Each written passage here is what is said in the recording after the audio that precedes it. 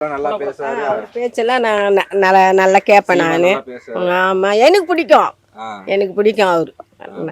நானே அடுத்தவங்களுக்கு கூட எடுத்து சொல்லி ரெக்கமெண்ட் பண்ணி ஆ. நீங்கள் சீமானுக்கு ஓட்டு போடுங்கன்னு முன்ன ஓட்டுக்களை நாங்கள் சொன்னோம். ம். முன்ன ஓட்டுக்களை நான் சொல்லியிருக்கிறேன். நீங்க அந்த மாதிரி சொல்லி ஆமாம், அவருக்காக போடுங்க. இப்போ வந்து தனியா நிக்கிறனால ஜெயிக்கிறதுக்கான வாய்ப்பு கம்மியாக கம்மியா இருக்குது. கொடுக்கவும் இல்லாம ஆமாம், பண்றாரு. காசை பற்றி நாங்கள் கவலைப்படல. காசு அதை பற்றி கவலை. ஆனால் நான் சீமானுக்கு ஓட்டு போடுவேன். காசு இப்போ டிஎம்கே வந்து பரம்பரையாக வருது, தெரியுதுங்களா? ஆமா.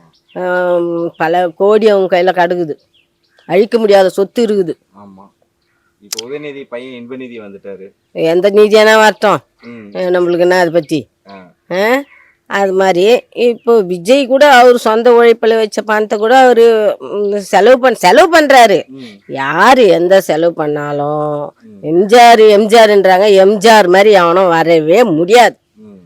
அது மாதிரி உன் ஜென்ரேஷன் போய் உன் பிள்ளை ஜென்ரேஷன் வந்தாலும் எங்கள் மக்கள் திலகம் மாதிரி யாரும் வர முடியாது. ம். என்ன, நான் முதல் ஓட்டே எங்கள் மக்கள் திலகத்துக்கு தான் போட்டேன் 18 வயசுலேயே. ம். அதுலேருந்து நான் ரெட்டாலிக்கு போட்டுக்கின்னு வந்திருந்தோம். ம். நாங்கள் டிஎம்காக்கே ஓட்டு போட மாட்டோம். ம். எங்கள் பரம்பரையே ஓட்டு போடாது டிஎம்காக்கு. ஆ. எம்ஜிஆர் இருந்தார், எம்ஜிஆருக்கு போட்டோம். அம்மா வந்தாங்க, அம்மாவுக்கு போட்டோம். இப்போ போன முறை வந்து சீமானுக்கு போட்டேன்.